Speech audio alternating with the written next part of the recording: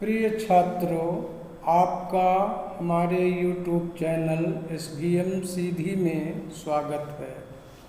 आज हम लोग कक्षा 10वीं संस्कृत विषय के पाठ 4 में वर्णित सुभाषितानि श्लोक का पार्ट 2 पढ़ेंगे। पार्ट 1 देखने के लिए डिस्क्रिप्शन में दिए गए लिंक पर क्लिक कर सकते हैं। आज का विषय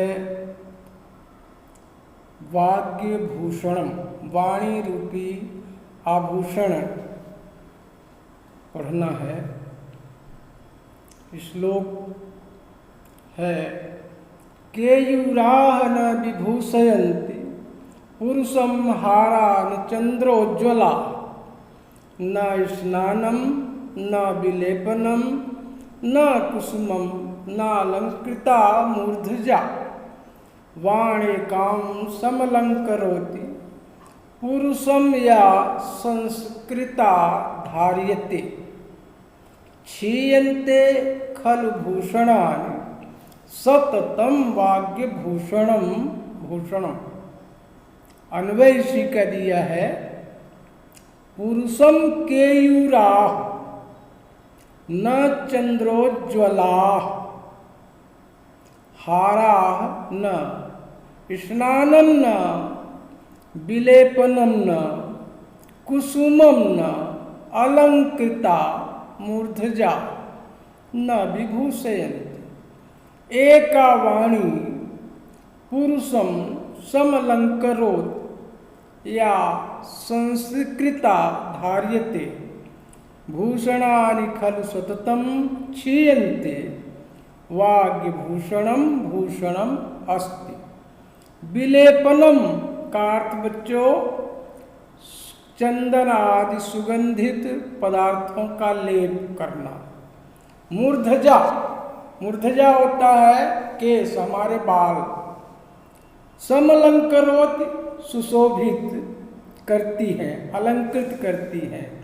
और संस्कृता संस्कारमयी वाणी क्षीयन्ते क्षीण हो जाना, नष्ट हो जाना अथवा तिरस्कृत हो जाना।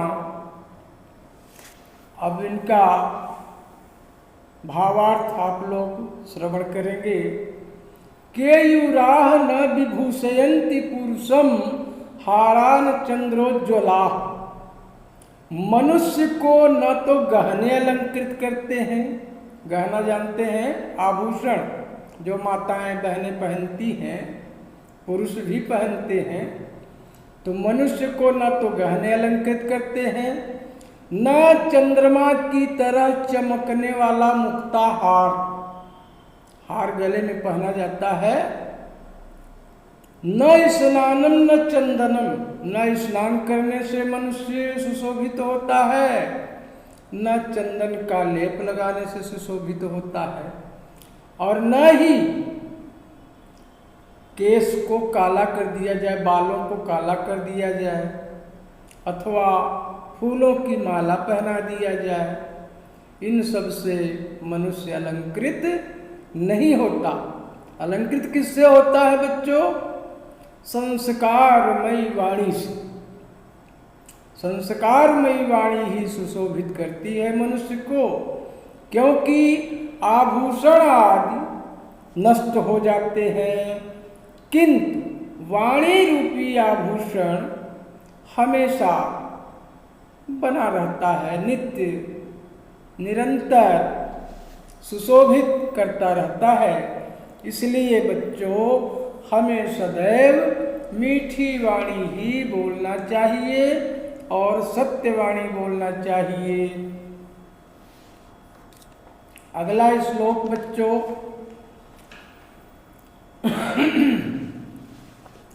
क्षमा शस्त्रम करे यस्य दुर्जनः किं करिष्यति अत्रिणे पतितो वही स्वयमेवोपसाम्यन्ति।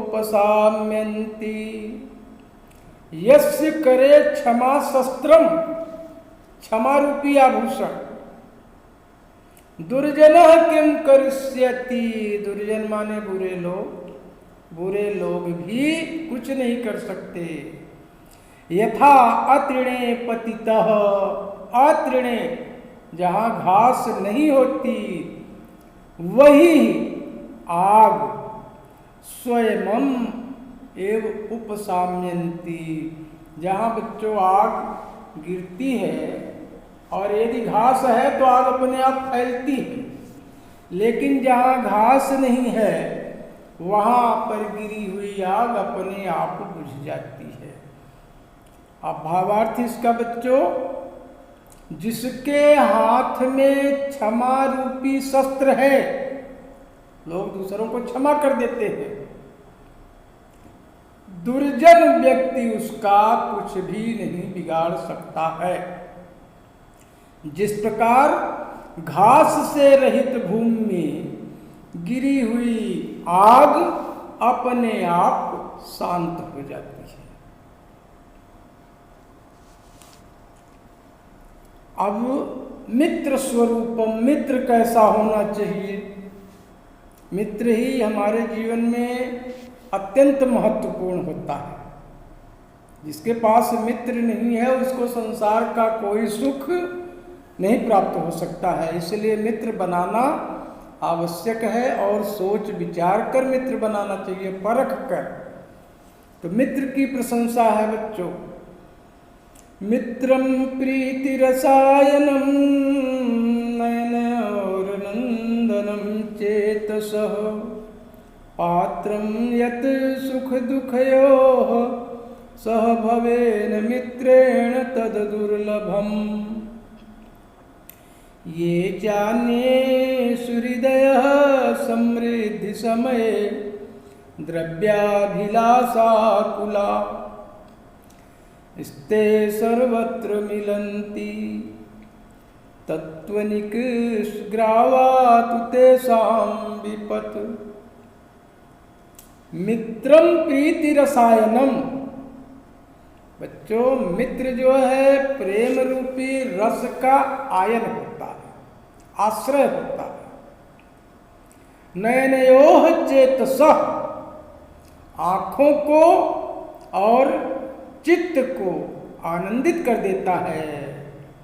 यत मित्रेण सह दुख सुखयोः पात्रम भवति, ऐसा मित्र जो हमारे सुख और दुख दोनों में साथी होता है, भागीदार होता है।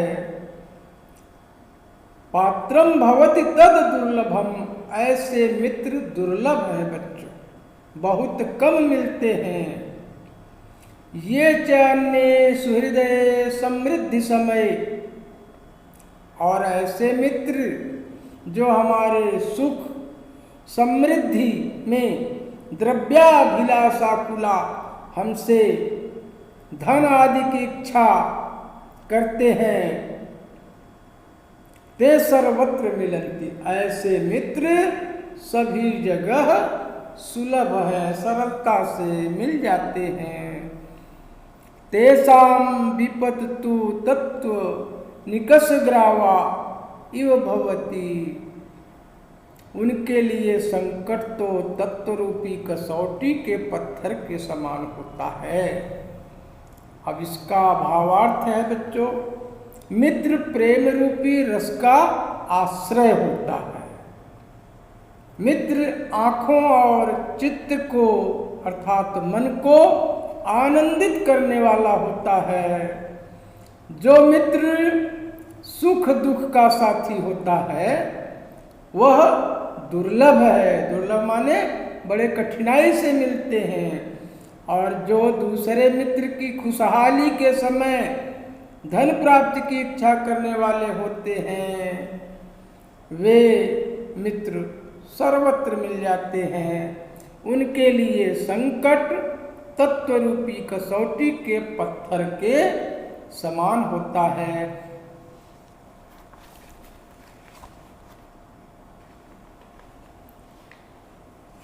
अब स्वभाव महिमा, बच्चों हमारा स्वभाव कैसा होना चाहिए?